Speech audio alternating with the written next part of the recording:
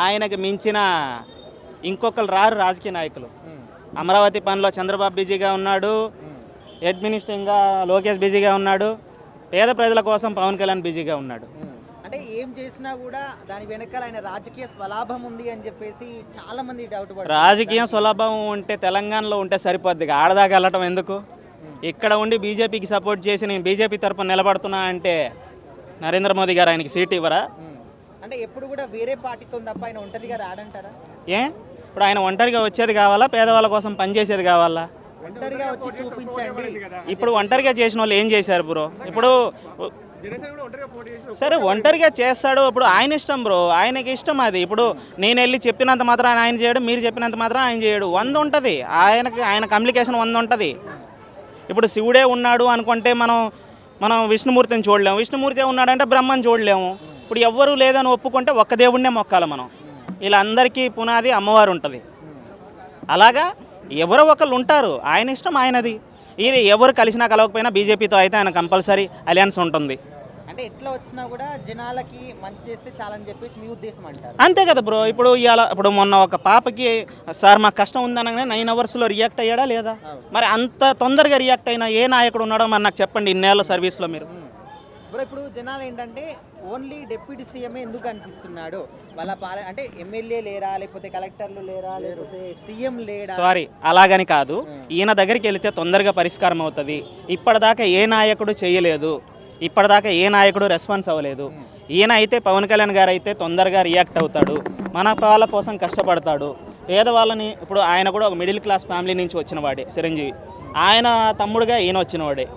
కాకపోతే పేదవాళ్ళ కోసం పడే కష్టం ఈయన ఎప్పటి నుంచో ఈయనకి పేదవాళ్ళ కోసం కష్టపడే తత్వం ఉంది.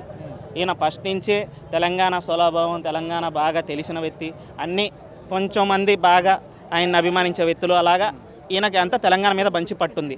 అదే పేదవాళ్ళ కోసం పనిచేయడానికి చూపిస్తున్నాడు. అది ఎలక్షన్ టైంలో 33,000 మంది అమ్మాయిల్ని కిడ్నాప్ అయ్యారు అని చెప్పి అన్నాడు కదా, వాళ్ళని తీసుకొచ్చారన్న పవన్ కళ్యాణ్. మరి తీసుకొచ్చారా అంటే ఇప్పుడు ఆయన కొంచెం ఇంటెలిజెంట్ రిపోర్ట్ బ్రో, అది పవన్ కళ్యాణ్ ఇచ్చింది ఏం కాదు కదా. వినండి, ఇప్పుడు మీరు ఒకటి చెప్తాను వింటారా? మీరు కూడా ఆయన చెప్తేనే విన్నారు. మీకు ఇప్పుడు పవన్ కళ్యాణ్ చెప్తేనే మీకు తెలుసు, మీకు అంతకుముందు తెలిస్తే మీరు చెప్పొచ్చు కదా. మరి ఇప్పుడు మీరు అడుగుతున్నప్పుడు అది పవన్ కళ్యాణ్ చూసి చేసింది కాదు, ఇంటెలిజెంట్ వర్గాలు ఇచ్చిన రిపోర్ట్ నాకని చెప్పేసి చేతిలో పెట్టుకొని చదివాడు కదా. మరి తీసుకువచ్చా? ఇప్పుడు ఢిల్లీకి వెళ్ళి నేను ప్రధానమంత్రి అంటే ఎంత మూర్ఖత్వంగా ఉంటుందో, ప్రధానమంత్రి దగ్గరికి వెళ్ళేసి అలాంటి మాటలు మాట్లాడితే అంతే ఉంటుంది. ఇప్పుడు మరి ఈయన అప్పుడు సీఎంగా ఉన్నాడు, ఇప్పుడు ఆయన అది కాదు. ఇప్పుడు సీఎంగా ఉన్నది ఎప్పుడు ఎవరు? అప్పుడు వేసాను కదా. అప్పుడు సీఎంగా ఉన్నది ఎవరు? జగన్ కదా. మరి ఆయన రుజువు చేశాడా? ఇప్పుడు ఈయన చెప్పాడు. ఇప్పుడు నా మీద నువ్వు నిందేసావు, చెప్తా వినండి, నా మీద నిందేసావు, రుజువు చేసుకోవాల్సింది ఎవరు? నేనే కదా. ఎలక్షన్ టైంలో ఉన్నప్పుడు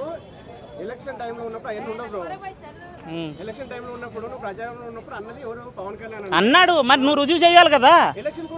ఎలక్షన్ మరి ఇంకా నీ వల్ల కాదు అనేటప్పుడు ఒక వ్యక్తి నీ మీద వేసినప్పుడు నువ్వు చెయ్యాలి. ఇప్పుడు ఇంటెలిజెంట్ వర్గాలు రిపోర్ట్ ఇచ్చారని ఆయన చెప్పాడు. ఆ ఇంటెలిజెంట్ వర్గాల దగ్గరికి వెళ్ళి నువ్వు అడిగావా? నువ్వు నా మీద నిందేశారు, ఇలాగ నిందేశారు, మరి మీరు ఇవ్వండి అని చెప్పి అరే అనాలి కదా బ్రో. మరి ఇప్పుడు ఎవరు గెలిచేదానికోసం? మీ మీద నమ్మకం లేకపోతే మేము గెలుస్తాం, మా మీద నమ్మకం లేకపోతే మీకేస్తారు, అంతే. అర్థమైందా? నీ మీద నమ్మకం ఉంటే మేము ఎందుకు గెలుస్తాము? ఎప్పుడు మరి ఇప్పుడు ఎందుకు ఓడిపోయారు వీళ్ళు? ఇప్పుడు 151 సీట్లు గెలిచావు. విను, నువ్వు అన్నదానికే నేను వస్తున్నా. 68 సీట్లు గెలిచి ఆదరించిన జనాలు, 151 సీట్లు ఇచ్చింది ఆంధ్రప్రదేశ్ జనాలు. మరి నువ్వు వెంకటేశ్వర స్వామి దగ్గర పెట్టుకుంటే నీ బతుకు యాడికి వచ్చింది? దేవుడు ఇప్పుడు పార్టీలు ఉంటే వాళ్ళు కొట్టుకోవాలి, వాళ్ళు తిట్టుకోవాలి, వాళ్ళు అనుకోవాలి. దేవుడి దగ్గరకు వచ్చేసరికి మనం అంతా ఏకమై ఉండాలి కదా. నీకు దేవుడి మీదే నమ్మకం లేదు, నీకెందుకు మళ్ళీ మేమే ఓట్లు వేయాలి చెప్పు?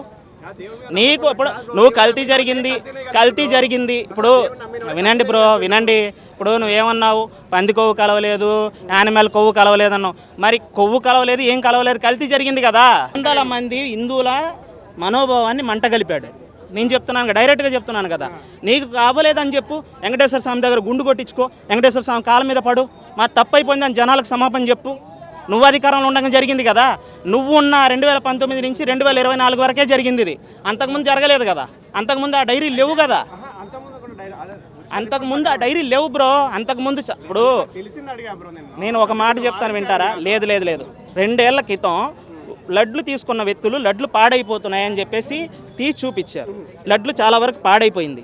అప్పుడు ఎవరు పట్టించుకోవాలా, ఎందుకు లడ్లు ఇలా పాడైపోతుంది ఎప్పుడు లేదు కదా అని చెప్పేసి శాంపిల్స్ కలెక్ట్ చేసి పంపించారు. ఇదే కల్తీ లడ్లు అయోగ్యకి పంపించారు. ఎంతమంది రాముడి మీద నమ్మకం ఉండేవాళ్ళు, ఎంతమంది మన ధర్మం మీద నమ్మకం ఉండేవాళ్ళు ఎంతమంది పోతారు? మరి అలాంటప్పుడు నువ్వు అక్కడికి పంపించావు, కనకదుర్గమ్మ గుడికి పంపించావు, శ్రీశైలం మందిరంకి పంపించావు. ఇక్కడ ఎంతమంది జనాలు ఉంటే అంతమంది హిందువులకు పోయింది ఆ లడ్లు.